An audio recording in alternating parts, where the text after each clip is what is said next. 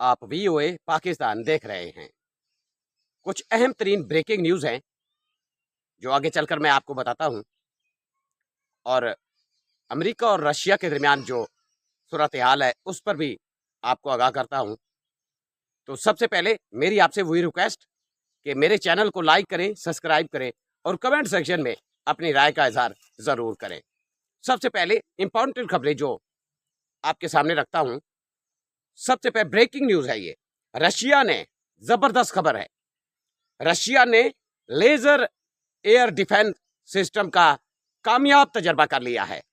आप जानते हैं कि रशिया यूक्रेन के साथ कैसे जंग में उतरा हुआ है। तो अब अमेरिका और रशिया के दरमियान आगे चलकर मैं आपको तफसील से बताता हूं कि मामला काफी गंभीर है।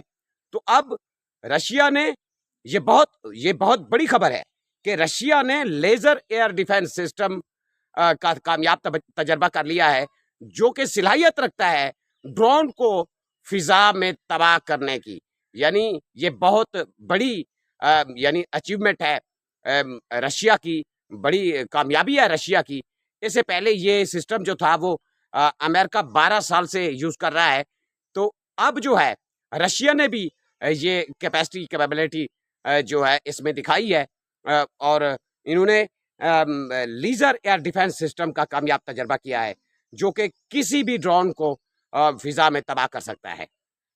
तो दूसरी अहम तरीन खबर, ईरान पर जो बमबारी हुई उसके हवाले से। ईरान पर बमबारी करने वाले B-2 बॉम्बर जो थे, उन्होंने उड़ान भरी व्हाइट हाउस के ऊपर, और डोनाल्ड ट्रंप ने उनका नज़ारा भी किया और उनको सल्यूट भी किया। तो ये वीडियो भी मैं आपको दिखा रहा हूँ कि B-52 और B-52 बम्बार जो है, B-2 बम्बार और B-52 बम्बार जो हैं, इन्होंने उड़ान भरी व्हाइट हाउस के ऊपर से, ये नज़र आ रहे हैं, और डोनाल्ड ट्रंप ने इनको सेलिब्रेट किया है, यानी सल्यूट किया है। ये बहुत बड़ी खबर है। अमेरिका में जो ईरानी न्यूक्लियर तंजीबात थी, उनको इन जहाज़ों ने आकर निशाना बनाया था। वो तो एक अलग बात है कि वो न्यूक्लियर सिटी जो साइट थी वो तबाह हुई या नहीं हुई, लेकिन डोनाल्ड ट्रंप समझते हैं कि वो कामयाब हुए, तो उन्होंने अब इनको जो है सल्यूट किया है, इनका नज़ारा किया है। एक और खबर पाकिस्तान से है, बहुत बड़ी खबर है ये, क्योंकि आपको पता है कि पाकिस्तान में पॉलिटिकल स्टेबिलिटी जो है वो काफ़ी गंभीर है। तो बहुत सी कंपनियां जा रही हैं, तो उनमें एक बहुत बड़ी कंपनी, उन सब में एक बहुत बड़ी कंपनी, ये ब्रेकिंग न्यूज़ है, माइक्रोसॉफ्ट ने 25 साल बाद पाकिस्तान से तमाम ऑपरेशन को बंद कर दिया है। ये बहुत बड़ी ब्रेकिंग न्यूज़ है कि पाकिस्तान से माइक्रोसॉफ्ट कंपनी ने 25 साल बाद अपने तमाम ऑपरेशंस को पाकिस्तान में बंद कर दिया है। ये जो वजह बताई जा रही है वो पॉलिटिकल स्टेबिलिटी है। मैंने पहले कहा है आपको कि यहाँ सियासी अफरा तफरी है, साफ ज़ाहिर है, तो कंपनियां पाकिस्तान को छोड़ रही हैं। तो इस बारे में पाकिस्तान के जो ताकतवर लोग हैं उनको समझना होगा। एक और खबर, इंतहाई अहम खबर है, वो यमन में जो इसराइली हमलों का खतरा है उसके हवाले से है। ये वीडियो भी मैं आपको दिखा रहा हूँ कि यमन में इसराइली हमलों के खतरे के पेश नज़र बड़ी तादाद में लोग, बड़ी तादाद में, लाखों की तादाद में लोग सना की सड़कों पर निकले हैं, और वो प्रोटेस्ट कर रहे हैं, एहतजाज कर रहे हैं इसराइल के खिलाफ, अमेरिका के खिलाफ।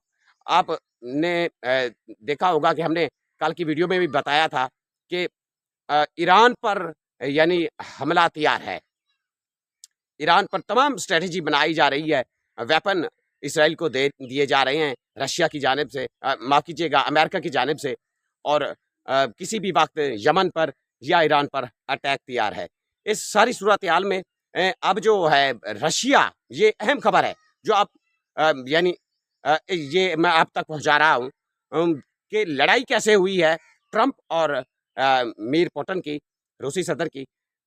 जो कल आपको वीडियो में बताया था कि इनकी जो है ज़बरदस्त लड़ाई हो सकती है, यानी इनकी राब्ता हुआ है इन दोनों के दरमियान कॉल पर।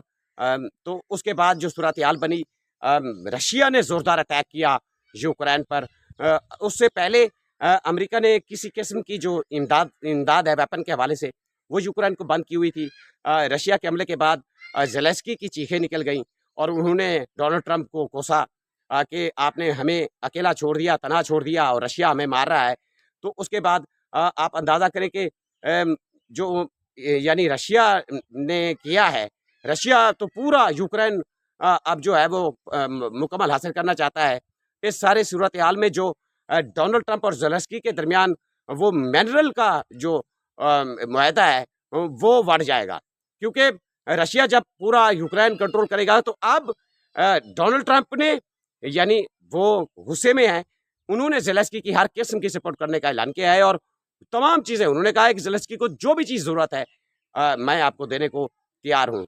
तो ये बहुत बड़े पैमाने पर ये लड़ाई बढ़ने वाली है ट्रंप और पुतिन की, क्योंकि पुतिन ने ठुकाई की है ट्रंप की कि तुमने जो वार छेड़ी है, तुमने जो इसराइल को बैक किया है, तुमने वर्ल्ड वॉर 3 का आगाज़ किया हुआ है, आप इब्तिदा आपने किया है, अंजाम बुरा होगा तो वो देखेंगे तुम।